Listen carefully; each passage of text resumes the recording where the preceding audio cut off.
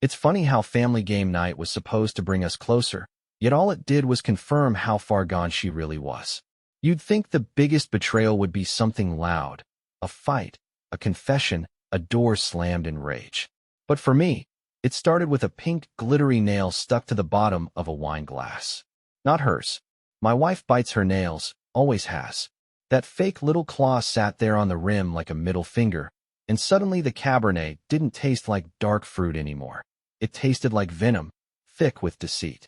It was a Friday night. The kids had picked Truth or Dare, Family Edition, and I thought, what the hell, let's pretend things are fine.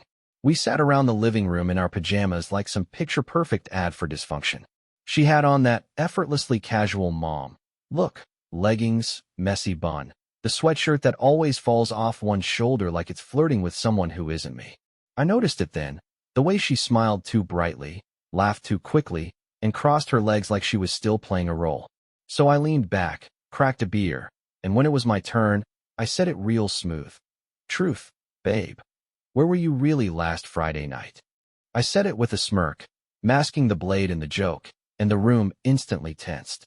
She laughed too hard, like a sitcom extra who didn't get the joke but still wanted camera time. You know I was with Rachel? Girls' night. Come on, she said, waving me off, cheeks pink and voice a pitch too high. But I wasn't looking at her. I was watching our daughter, Lily, who narrowed her eyes like a hawk circling prey. That was the first break. Not in my marriage. I'd known that was cracked for months, but in the image my wife worked so hard to maintain. See, Lily's got my bullshit radar, tuned sharp and deadly. She tilted her head, just slightly, and something in her expression told me she caught the tremble in her mother's voice. I didn't push it. That's not my style. I'm not the shouting type. I prefer the silence that comes before the storm, the slow, creeping dread of inevitability. Over the next few days, I let things play out. I didn't snoop. I didn't accuse. I just made myself visible. I got home a little earlier, sat in the kitchen while she got ready to run errands, asked casual questions at dinner, mostly about her Rachel friend, who suddenly had more girls' nights than a bachelorette with a trust fund. She squirmed, but not enough to panic. Cheaters always think they're smarter than everyone else. But kids are a different breed. They notice everything. The next week, I made sure the kids were home when she said she was going to that new spa. I handed Lily a receipt I accidentally found while cleaning the car, one from a restaurant 2 towns over, signed at 10:42 p.m. Must have dropped it, I said, passing it off without drama. Lily stared at it like it was a puzzle piece she didn't know she was missing. That night, I heard her in her room, FaceTiming her friend and asking how far away Newport was. A few nights later, during dinner, our son Ben, only 9, bless him, blurts out, "Mommy, why do you wear lipstick when you go to the spa?" That's the thing about kids. They don't know how to hide suspicion. She choked on her salad, stammered something about feeling pretty, and that was when Lily looked up, cold and calculating, and said, "You weren't wearing lipstick when we went last month." My wife froze. She tried to laugh it off again, but this time the silence from the table was deafening. I didn't say a word. Just poured myself another glass of wine from the same bottle with the glitter nail still stuck on the bottom. I didn't clean it off. I wanted it there. A trophy. A clue. A reminder. That same night, Lily came into my office after everyone went to bed. She didn't knock. Just walked in with her iPad, opened the family cloud account, and pulled up a series of screenshots she'd taken. "I found these on Mom's photo stream," she said. They weren't nude. Nothing illegal. Just smiles. Holding hands. My wife and some man I didn't recognize, taken selfie style in a dim hotel room. One photo had a timestamp. Friday night, 9:27 p.m. I looked at my daughter and didn't even have to say anything. She handed me the tablet and walked out. That was the first break. Not in my marriage. It had already shattered. But in her illusion. My kids weren't mine anymore. They were ours. And now, they were mine again. Fully. Because you don't lose your children's respect by making a mistake. You lose it when you pretend you didn't make one, and expect them to play along. She didn't know it yet, but the game was over. And I had already won. The funny thing about betrayal is how quietly it tiptoes in. No crashing entrance, no thunderous warning. It comes dressed in yoga pants and a fresh manicure, humming to itself while it poisons everything you thought was real. Our life, on the surface, was exactly what I thought I wanted. A cozy home that smelled like cinnamon and burnt coffee, 2 kids who still hugged us goodnight without being told, and a wife who kissed me every morning on autopilot. Like a commuter train pulling into a familiar station. I used to think that kind of routine meant we were safe, solid, immune to the chaos that tore other families apart. But over time, it was like she started fading, not disappearing, just becoming slightly less present, like a photograph left too long in the sun. It started with small things. She stopped packing me lunches for work, not that I ever asked, but she'd done it for years, a little note tucked inside, some inside joke or cheesy pun. Then one day, it just stopped. I figured she was busy. I didn't question it, but I kept that last note in my wallet. It said, "You make the hard days easier." I'd look at it sometimes and wonder if it was still true. She joined a book club, no big deal. I encouraged it. She hadn't really had much of a social life since the kids were born. But the books changed. They went from chick-lit rom-coms to titles like Untamed, The Four Agreements, Women Who Run with the Wolves. I remember the first time she used the phrase emotional labor in an argument. I blinked at her like she'd grown a second head. It wasn't that I disagreed. I just didn't recognize the woman saying it. And that's when I started noticing the glow. The kind of glow that doesn't come from family game nights or PTA meetings. She was energized, recharged. But it wasn't me who lit her up. It wasn't the kids either. She started taking long drives, claiming she needed space to think, or just some quiet time alone. She'd come back with a new playlist, a new scent, a new story about something she saw at a park or a cafe, her eyes darting just a bit too fast when I asked a question. One afternoon, I opened her car to grab the soccer balls for Ben's practice and found a single receipt on the floor. 2 lattes, 1 croissant, 1 egg sandwich, 2 different drinks. It wasn't damning, just inconsistent. That's the thing. It's never just one thing. It's a collection of little inconsistencies that eventually outnumber the facts. She changed her phone background from a family photo to a sunset over the ocean. Started locking her screen faster when I walked by. Her notifications turned vague, just names, no previews. When I joked about her suddenly becoming secretive, she smiled and said, "I'm just reclaiming a little privacy." That word hit me harder than I expected. Privacy. From me. Her husband. The man who'd sat beside her through postpartum depression, who held her hand through her dad's funeral, who picked up the slack whenever she needed to fall apart. Now, I was something she needed space from. She bought a new pair of heels. Black, glossy, elegant, nothing like her usual taste. I asked if they were for an event. She said she just felt like dressing up more. But she never wore them around me. Not once. They just sat by the door like a promise waiting to be fulfilled somewhere I wasn't invited. She started going to networking events. I never knew she was networking for anything. Her job was stable, boring even. But suddenly she had growth opportunities, creative outlets, and vision boards. I tried to be supportive. I even asked if she wanted help building the board. She said, "It's kind of personal." Smiled as she said it. But the smile stopped halfway up her face. Our conversations became transactional. Who's picking up the kids? What's for dinner? Did you pay the electric bill? Her laughter, when it came, was directed at text messages, not at me. She stopped tagging me in family photos on Instagram. Then she made her profile private. When I asked why, she said, "Just tired of people from high school creeping on my stuff." I believed her. Or tried to. That was the thing. I wanted to believe. Even as the cracks spidered across the glass, I kept wiping them away, pretending they were just smudges. I wanted to be wrong. I wanted to be the paranoid husband who got proven a fool. Because the alternative, that the woman I trusted more than anyone had already left me emotionally and just hadn't bothered to pack, was too hard to sit with. The hardest part wasn't that she was slipping away. It was that she didn't even seem sad about it. She was blooming, radiant, confident, full of this smug, inward-facing joy that excluded everything we built together. And I watched her, day after day, wearing a stranger's smile in the mirror, and I still kissed her goodnight. Still rubbed her shoulders when she looked tired. Still made coffee for her every morning, even when she stopped drinking it. Because when you're married with kids, you don't panic at the first sign of distance. You hold the line. You convince yourself it's a phase, a mood, a season.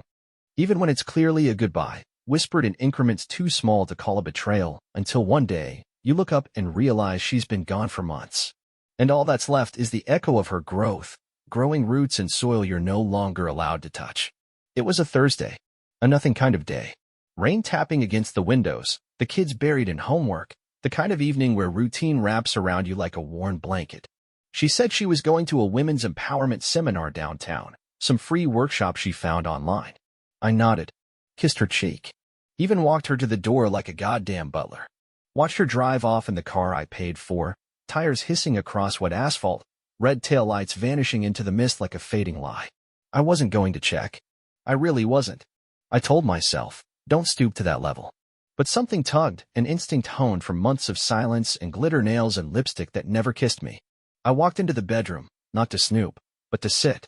Just sit. But her laptop was still open. Not locked. Just asleep. As if daring me. So I touched the space bar. It woke with a slow glow. I didn't even need a password. She never changed it. That almost made me laugh. Trust is funny like that. It doesn't die in gunfire. It starves quietly. I opened nothing. No emails. No social. No recent documents. I didn't have to. Her browser was still open. Just one tab. A Google Maps link. That was all. A simple map. Zoomed in. A red pin dropped like a dagger. It wasn't downtown. It wasn't even close. It was a house, a suburban home, too familiar in its layout, its cookie-cutter driveway. And I recognized the street name. Not because I'd been there, but because 2 weeks earlier, Lily had mentioned it in passing, talking about a girl in her class whose dad had just moved there after the divorce. I clicked on the location, watched the screen load the street view, and there it was of his car. The one I'd seen once, and a blurry photo on her phone that she swiped away too quickly. It was parked in the driveway like it belonged there. Like she belonged there. The timestamp said, last visited, 12 minutes ago. My hand didn't shake. My chest didn't pound. I just disconnected. The way a light bulb flickers, then dies. Everything inside me went silent. My pulse, my breath, my thoughts. The rain outside became louder. The tapping, now aggressive. Like it was trying to break in. Or maybe break me. But I didn't move. I just stared at the screen. Then I heard it. Her voice. She'd forgotten her phone. She was back. Shit, she muttered to herself, somewhere near the foyer. Forgot my goddamn phone. She was still laughing from something. I heard the smile in her voice, that soft, breathy laugh she used when she was pretending to be shy. Not the laugh she used with me anymore. She walked into the bedroom without seeing me at first, still looking around for the phone, and when she finally noticed me sitting there, laptop glowing like an altar of truth, she froze. I didn't say a word. She opened her mouth, then closed it. Then smiled. A crooked, terrified thing. What's going on? She asked, playing dumb, like a kid who knows the vase is broken but thinks maybe you didn't hear the crash. I said nothing. I just turned the laptop toward her. Showed her the map. The red pin. The timestamp. She blinked once. Twice. Her lips parted, then shut again. And that was it. That was the moment. Not a confrontation. Not a confession. Just a quiet, irreversible unveiling. She tried to speak, to say something, anything, but I stood up and walked past her. Brushed against her shoulder. Cold. Unyielding. I picked up her phone from the kitchen counter and held it out to her. She took it with a trembling hand. Thank you, she whispered, voice small. I didn't respond. Didn't nod. Didn't flinch. Just turned and went back to the bedroom. Sat on the bed. Pulled the laptop back into my lap and started typing. Not to her. To myself. A list. Not of what I'd lost, but of what I still controlled. The house. The finances. The school accounts. The family cloud. Access. Passwords. Authority. She had love, maybe. Infatuation, more likely. But I had leverage. And in that moment, something new settled inside me. A presence. Cold. Focused. A clarity I hadn't felt in years. It wasn't pain. It was strategy. She hadn't just betrayed me, she'd miscalculated. She thought I would rage, break down, scream. But that's not who I am. That's not how I was raised. I was raised to endure. To observe. To wait. And now, I was wide awake. She didn't know it yet, but her seminar was over. Her enlightenment expired. She thought this was the peak of her freedom, her rebirth. But really, she had just stepped into the opening scene of her downfall. And I had just begun writing the rest. I didn't sleep the night she came back for her phone, but it wasn't from anger or heartbreak. It was because my mind had shifted gears into something colder, sharper, more precise than emotion could ever be. Rage is for amateurs. Panic is for men who don't understand the terrain. Me? I became the terrain. I knew I couldn't confront her, not yet, Because you only ask questions when you want someone to lie to you. No, what I needed was clarity. Patterns. Proof. I wanted to know the shape of the betrayal, how deep it ran, how many layers of lies were wrapped in that perfect little smile she wore each morning. I started with her calendar. We had a shared digital one for years, a simple app we used to track soccer games and dentist appointments. She'd gotten sloppy, stopped syncing hers. So I signed in under her profile while she was in the shower, pulled up the private events she thought I couldn't see, and copied the details. Lunches with Rachel. Spa days. Solo writing retreats. All carefully coded. All falling on weekdays that ended with receipts in our credit card history, charges and locations that didn't match her story. I didn't confront her. I just kept building. Quietly. Strategically. I started planning questions, not to get answers, but to map her lies. How was the spa today? I'd ask, knowing she hadn't gone anywhere near one. She'd light up with fake memories, tell me about cucumber water and Himalayan salt rooms like she was reading from a brochure. I nodded, listened, stored the script in my head. Every lie she told became a chess piece I moved into position. Then came the social media. She'd made her accounts private, but forgot that Lily still followed her.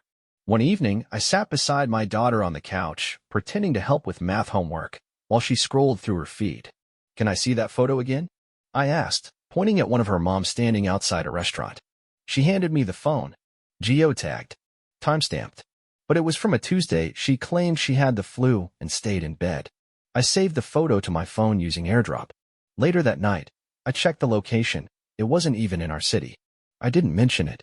Didn't even flinch. The next week, I forgot to delete our car's GPS history. When she borrowed it to go grocery shopping, I waited until she got back, then checked the last entered destination. Not a grocery store. Not anywhere near one. I took a screenshot. Labeled it. Added it to the growing digital folder I kept hidden under a bland file name.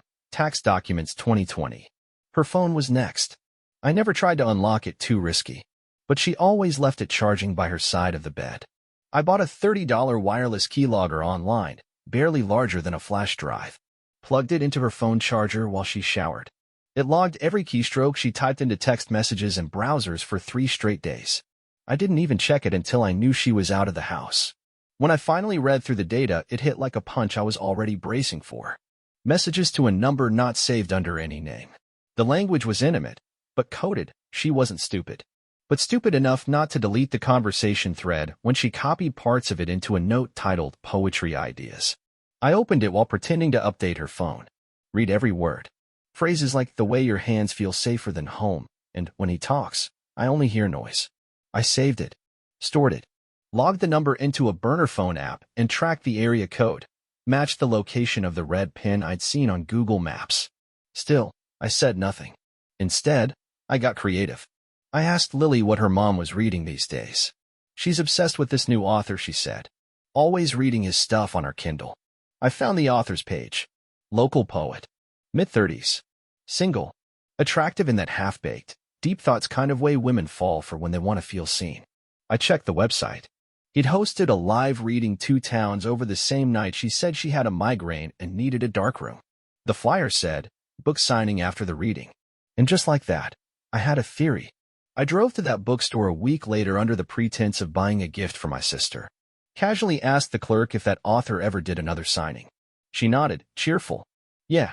And he came in with a woman, short, brunette, kind of artsy looking. They looked like a couple. I smiled, thanked her, bought a book I didn't need, and left. The next day, I printed out the author's headshot, put it in a plain white envelope, slipped it inside a drawer I knew she used often. Didn't say a word. A week later, it was gone. No mention. No confrontation.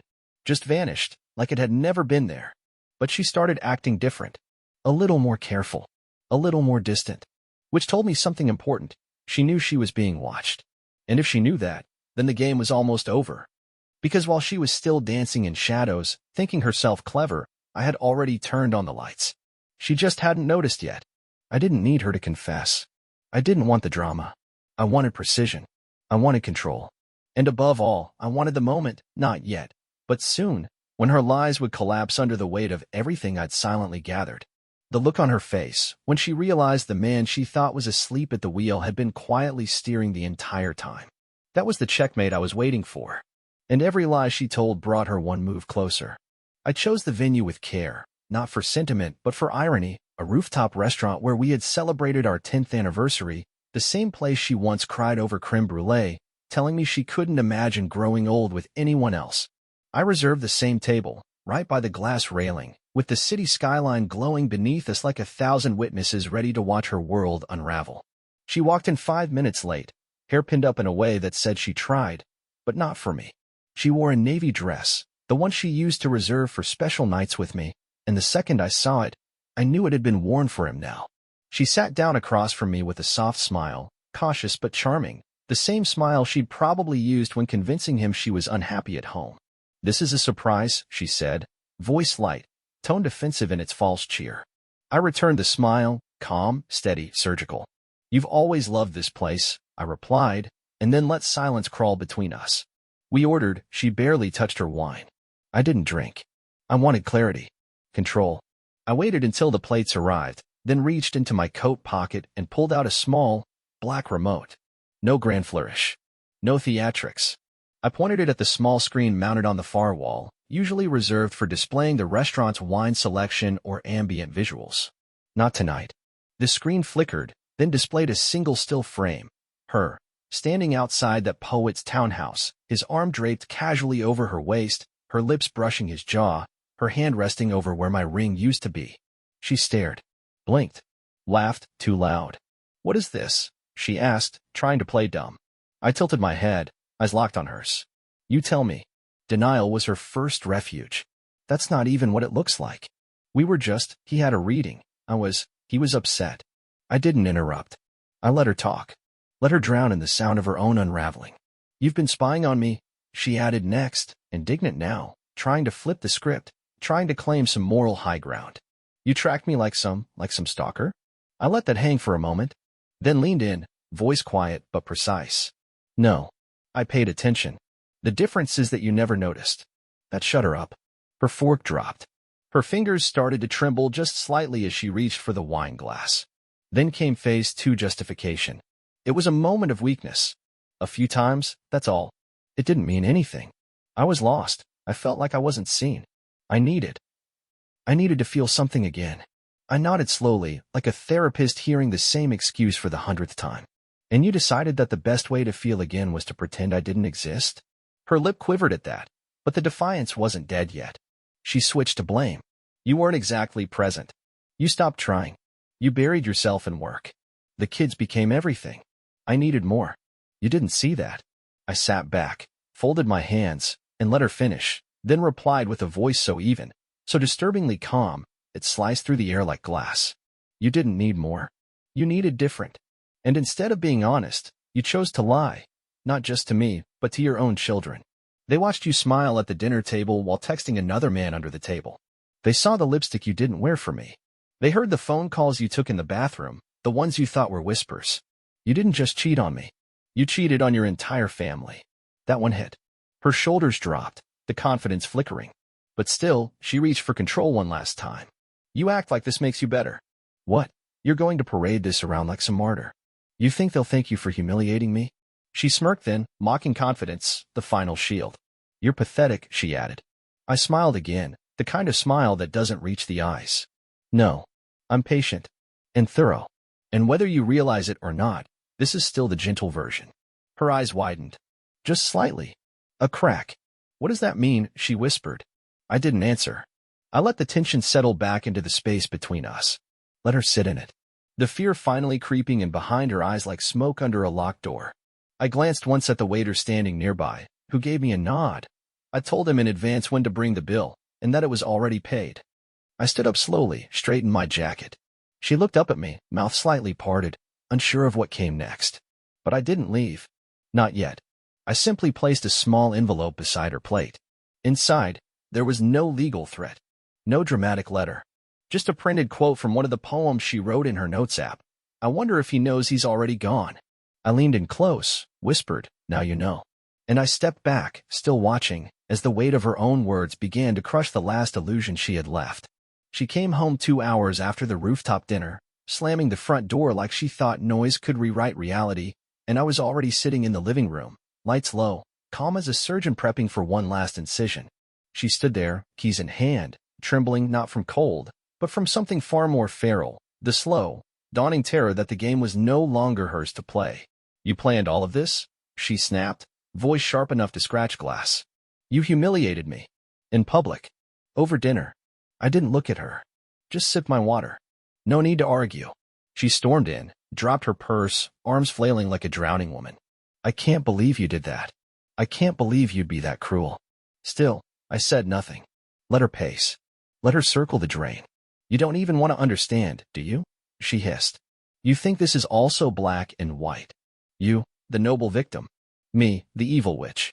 I finally turned my head, met her eyes, and replied, "You made the story easy to follow." That stopped her for half a second, just long enough for her mask to slip, then reattach. I was suffocating in this house.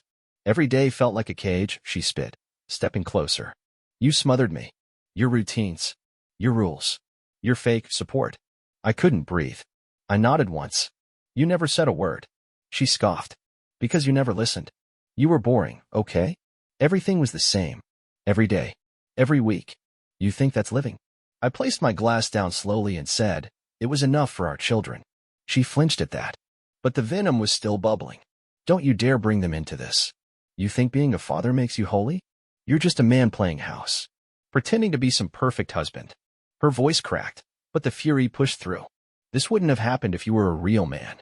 I leaned forward just slightly, elbows on knees, eyes locked. "A real man doesn't need to validate himself between another woman's legs." Her mouth opened, a retort half formed, but I stood up. Quiet. Controlled. Unshakable. "You gave your body to him. That's obvious. But what's worse, far worse, is that you gave him parts of you that belong to this family. Your time. Your presence. Your laughter. All the pieces our kids thought were theirs." She staggered back a step, like the words hit physically. "So that's it," she said, voice breaking now. "You're just done? That fast?" I walked past her toward the hallway. "No," I said. "I was done the moment you looked me in the eye and smiled, knowing you were already his." She followed, shouting now, desperate to draw blood with her words. "You're cold. You always were. A machine. A ghost in this house. Maybe if you actually loved me, this wouldn't have happened." I turned to her, jaws set, and whispered, "If you needed love, you should have asked for it, not betrayed it." She was unraveling now, pacing, muttering. "You think you're so righteous. You think this makes you some kind of hero. But you're not. You're just empty." She tried to sound powerful, but her voice trembled with every syllable. "And you're not even angry," she whispered then, like it was an accusation. "Why aren't you angry? Why aren't you screaming?" I stepped closer, looked her dead in the eyes, and said, "Because screaming is what people do when they want to be heard. I stopped wanting anything from you weeks ago." That silenced her. Her eyes, wide now, glistened not from sadness, but from panic. Real, gut deep panic. She was losing grip, and she knew it. "You can't just shut down," she pleaded. "We have kids. A life. We built this together. Don't throw it away." I tilted my head slightly. "You already did. You just didn't notice when the walls came down." Her voice softened, broke into something fragile. "I'm scared," she said. "This is all unraveling." And that was the first honest thing she'd said all night. I didn't comfort her. Didn't reach out. I just said, "That's what happens when you set fire to the bridge you're standing on." She covered her face, took a breath, then spun again, reaching for rage one last time. "You know what? Maybe you deserved it. Maybe if you weren't so damn perfect, I wouldn't have needed someone else to remind me I'm still alive." I walked past her to the bedroom, pausing just long enough to say, "If you needed someone to remind you, then maybe you were already dead." Her breath hitched. She didn't follow. For the first time, she didn't have a reply. Because she understood what I now knew. This wasn't about love lost or passion faded. This was about power. And she had none left. Not here. Not anymore. The silence that followed was thick, suffocating. She stood in the hallway like a child who just realized no one was clapping for her performance. And I went to bed. Slept like I hadn't in months. Because the war was over. And she had already surrendered. She just didn't realize the terms weren't hers to write. Revenge, when done right, isn't loud. It's a whisper carried through locked systems, silent notifications, and forms signed in ink that leaves no trace of malice. It started the morning after her breakdown, while she was still clinging to the illusion that apologies could patch shattered glass. She made coffee like nothing had happened. I took it with a nod and a faint smile, then went to my office and started executing the plan I'd already begun drafting weeks before, because even before the rooftop dinner, I knew she'd eventually break, and I refused to be the one caught holding the pieces. Step 1. Control the money. I logged into our joint bank accounts and systematically rerouted every automatic deposit and bill to a new account in my name only. Closed the credit cards she piggybacked on. Froze her access to anything she didn't earn. Quietly. Cleanly. No overdrafts. No alerts. Just a slow, suffocating drain of her financial oxygen. She wouldn't notice until her next self-care brunch declined at the table. I even set up a separate checking account for the kids' expenses, one she had no visibility on, because I wasn't going to let my children be used as bargaining chips in her emotional charades. Step 2. Documentation. I compiled every receipt, message, timestamp, GPS log, and photograph into a single encrypted folder.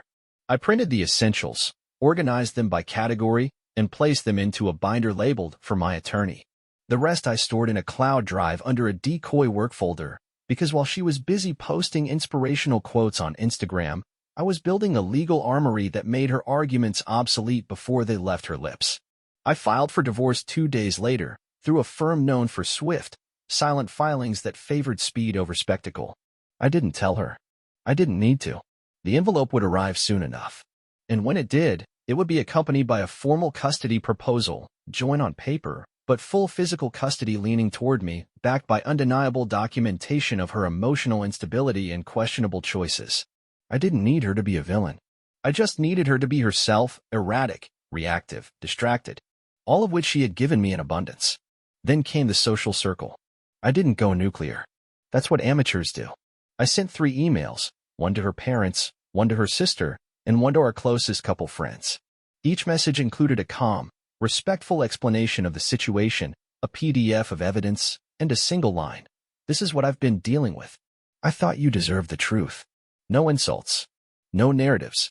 Just the raw, unfiltered reality of her decisions. I didn't ask for sides. But sides were taken anyway. Her father responded within hours. I'm sorry, son. You didn't deserve this. Her sister called me crying. And the couple friends? Let's just say their next brunch invite didn't include her name. I reclaimed the car she used under my insurance by calling the provider and updating the policy. She tried to start it that Friday and found it dead, remotely disabled, legally, without fuss. I transferred the utility bills to my name only. Shut off her access to the home Wi-Fi by changing the password. Not as a petty move, but because her devices no longer belonged in my infrastructure. Every part of this life she thought she controlled was now slipping through her fingers like sand. She didn't scream. Not yet. Because she still believed she could fix this. And then came the final piece. The one she wouldn't see coming. I emailed her HR department, not with accusations, but with a formal request for employment verification as part of my custody filing. In the attached documents, I included screenshots of the affair-related texts, some of which had occurred during work hours, using her company email. I didn't ask for them to take action, but they would, because companies like hers didn't like public messes tied to professional accounts, especially when the affair partner's name happened to be listed on the company's roster as a contractor. The news tightened slowly, not with violence, but with a series of routine processes she never imagined would be weaponized. The best part? I never changed my tone, never raised my voice. I came home each night, made dinner for the kids, folded laundry, kept the house clean. She watched me like I was some ghost in the shape of the man she used to control, and I never once gave her the performance she was waiting for. No drama. No second chances. Just polite indifference wrapped around methodical destruction. Every time she tried to argue, to shout, to cry, I simply asked, "Have you spoken to your lawyer yet?" She hadn't. Because she still believed this was temporary, that I would forgive, that my calm meant weakness. But what she didn't understand, and never would, is that silence is where real power lives. That by the time she noticed the fire, the building was already ash. And I was the one holding the blueprint, rewriting the future without her. The final scene was set at her niece's birthday party, a sunny Saturday afternoon, balloon arches and folding chairs in the backyard of her sister's house, the kind of gathering where everyone smiles a little too hard. Where polite conversation hides family tension like lipstick over bruises. I didn't want to go, but I knew she'd be there. Knew her parents would be there. Her sister. Her childhood best friend. The one who always hated me but somehow now replied, "I'm so sorry" to my message and left it at that. I dressed simple, neutral. Let her have the spotlight. She showed up 20 minutes late, of course, floating in like she still owned the room, wearing that performative smile, the one she thought would shield her from consequences. And for a while, it worked. She kissed cheeks, passed out gifts, laughed a little too loud at jokes that weren't funny. But then, one by one, the looks started. Her father's handshake lingered too long. Her mother didn't meet her eyes. Her sister said hello and immediately walked away.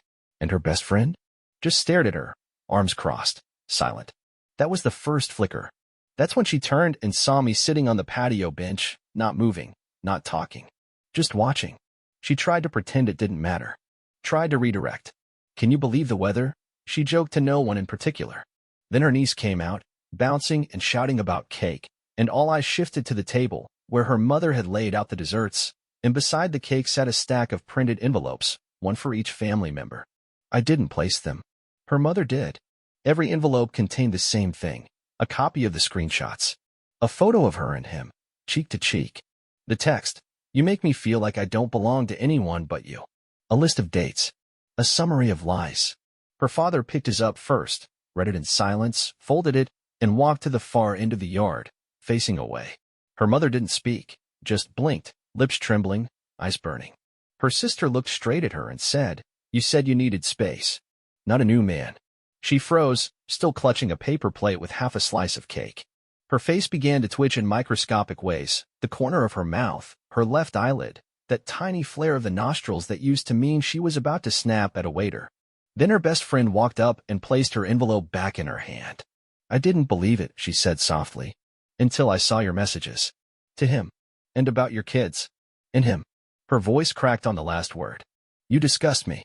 That was the moment the smile finally dropped. Not all at once, she tried to hold it up with trembling lips and darting eyes. "This is insane," she stammered. "You all think you know everything? This is none of your business." Her mother finally spoke. Just one word. "Enough." And the way she said it, low and final, hit like a courtroom gavel. She looked around like a cornered animal, scanning for someone, anyone, to defend her. And then she saw him. Him. Her lover. He had come. He'd followed her there, thinking this was their coming out, their fresh start. But he didn't look smug. He looked pale. Haunted. Because someone, maybe her sister, maybe me, who had sent in the full timeline. The messages she'd sent to him while simultaneously texting me, "I just need space to work on myself." The lines where she said, "He's so dull. I feel nothing when he touches me." And the ones where she said about him, "Let me figure out what I want. Don't pressure me." He stood there, speechless, and then turned. Walked away. Didn't say a word. Didn't look back. And now she was truly alone. She laughed. Once. A sharp, broken sound. "Wow," she said. "So this is how it all falls apart? Because I made one mistake." Her sister snorted. "One? You rewrote your whole life like we were the background characters." She spun toward me now, desperate, wild-eyed. "You planned this," she hissed. "You manipulative bastard. You orchestrated this whole theater, didn't you?" I didn't reply. I just stood, slowly, calmly, and folded my hands behind my back like I was watching the end of a movie I'd already seen. "Say something," she screamed now, voice cracking, body shaking. "Do you feel proud of yourself? Is this your big moment? Humiliate me in front of everyone." I looked at her, the wreckage of the person she used to pretend to be, and let silence answer for me. Because nothing I could say would cut deeper than the truth already surrounding her, thick and undeniable. The children were inside. They didn't see this, but they'd already begun to withdraw from her weeks ago, in those quiet moments when she chose her phone over bedtime stories. And now, all she had left was her own reflection, and the echo of every door slowly closing around her. She collapsed onto one of the plastic chairs, head in her hands, mascara streaking down her wrists. Nobody moved to comfort her, not even out of pity. And I stayed. I stood right there. Not to gloat, not to revel, but to ensure she saw the one thing she couldn't escape.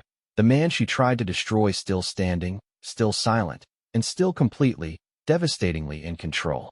It happened 2 weeks after the party, at her cousin's engagement dinner, another family event she assumed would go quietly, as if enough time had passed for shame to dissolve into memory. She arrived before me, all done up in a tight emerald dress like she was still someone people envied, not pitied. The whispers started the moment she walked in, but she wore that brittle smile like a mask welded to her face. I didn't plan to cause a scene. I'd intended to be civil, distant, just a presence she couldn't escape. But the moment I stepped into the room and saw her laughing at some joke, while her mother sat stiff and silent at the table beside her, something in me snapped.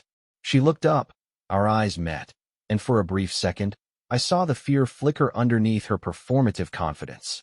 "Oh look," she said loudly, as if to preempt any discomfort. "The ghost finally appears." A few heads turned. Her father winced. I could have let it go, could have smiled, nodded, let the silence do the work again. But not this time. Not here.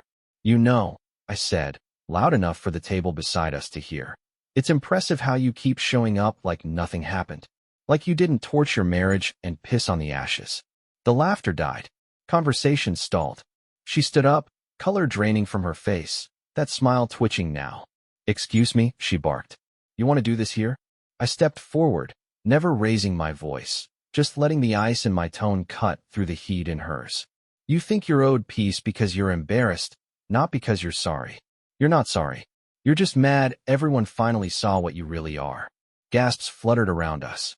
Her cousin's fiancé put his fork down. Someone near the buffet started filming, phone angled low. "You smug piece of garbage," she hissed, stepping closer. "I gave you everything for 10 years, and the second I needed more, just a little more, you turned into a damn dictator." "You needed more?" I laughed, sharp and humorless. "You needed ego strokes from some discount poet with a bad haircut and a parking ticket record longer than his resume." Someone choked on their drink. Her mother muttered, "Oh dear God." But I kept going. "You didn't fall out of love. You ran out of attention. You were bored, so you created drama and called it personal growth." She was shaking now. "You don't get to define my journey." "Your journey," I scoffed. "Your journey blew up a family. Lied to your kids. You made your daughter your therapist and your son your excuse. And now you stand here in your little green dress, pretending this is normal." "You never understood me," she screamed. "I was dying in that house." "Then you should have left," I fired back. "You should have had the guts to walk instead of slithering behind my back like a coward." She lunged forward, finger in my face. "You were cold. You were closed off. You made me feel invisible." I stepped closer. No fear, just fire in my veins. "You were invisible?" "No. You were just ignored the one time someone else mattered more than your reflection." Her best friend gasped. Her father stood up and barked. "That's enough." But I raised my hand. "No. Let her hear it. Let everyone hear it. She wants to be seen? Good. Look at her. This is the woman who turned her phone off during her son's school recital to go sneak into another man's bed. The woman who told her daughter honesty is everything, then came home smiling with another man's sweat still on her skin. Her jaw dropped. Her voice cracked. "You bastard," she whispered, hands clenched. "You're destroying me." "No," I said, calm again. "You did that all by yourself. I just stopped hiding the wreckage." She tried to slap me then, hand raised, teeth bared, but her father caught her wrist midair. "Stop it," he snapped. "You've done enough." And that was it. The room fell into stunned silence. Her eyes filled with tears, but no one moved to console her. Her cousin turned away. Her aunt whispered something to her husband and left. And the man who was once her lover? He was nowhere to be found. Left the moment he saw the firestorm coming.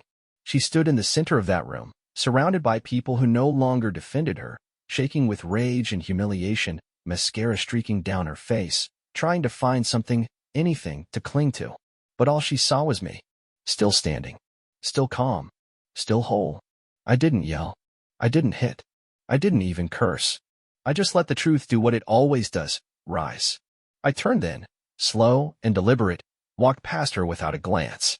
And as I reached the door, I heard her sob once, sharp and ugly, the kind that doesn't seek pity, just release. And I didn't stop. Because there was nothing left to say. Nothing left to save. Only her, drowning in the silence where my forgiveness used to be. She lost the job first, not because I sent anything, but because the world has a way of discovering rot when it's no longer hidden behind polished smiles and work-from-home excuses. Her company found the affair text traced through her work email, the blurred lines between personal pleasure and professional presence, and just like that, her desk was cleared. No farewell party. No severance. Just a bland HR email and a keycard that no longer beeped at the door. Her lover, the amateur poet who made her feel like a goddess in hotel rooms and back seats, disappeared the moment the lights came on. He blocked her number, deleted their photos, probably fed some new woman the same lines. Her tribe of friends? The wine night circle that once told her she was brave for seeking her truth? Gone.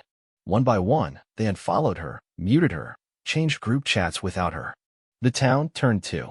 Not loud, not cruel, just cold. The kind of silence that echoes. People she used to wave to at school drop-off stopped making eye contact. One woman crossed the street to avoid her.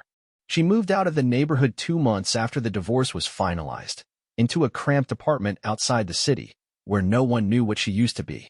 I heard through a mutual acquaintance that she was working part-time at a pet store, not because she loved animals, but because no one else would ask about her past.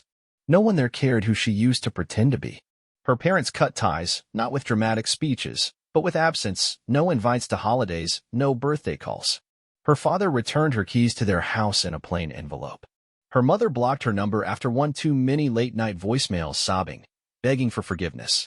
The only one who didn't disappear was me, and only because she wouldn't stop trying. The first time she showed up at my door, I didn't answer.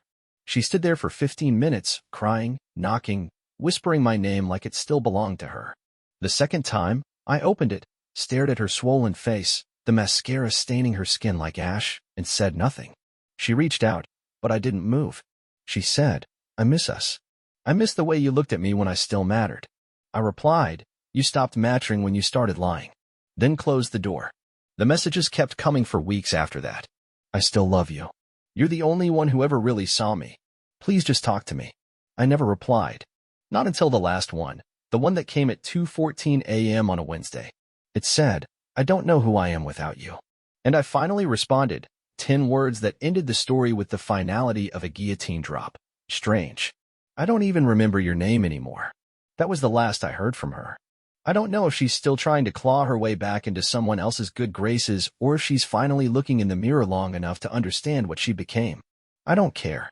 Because the woman I married died the moment she chose deception over dignity, and what's left is just a ghost dressed in guilt. To everyone who made it this far, thank you for listening. I told this story not for sympathy, but for truth. I'd love to know where you're from and whether you enjoyed it. Let me know in the comments, and remember, sometimes silence is the loudest justice of all.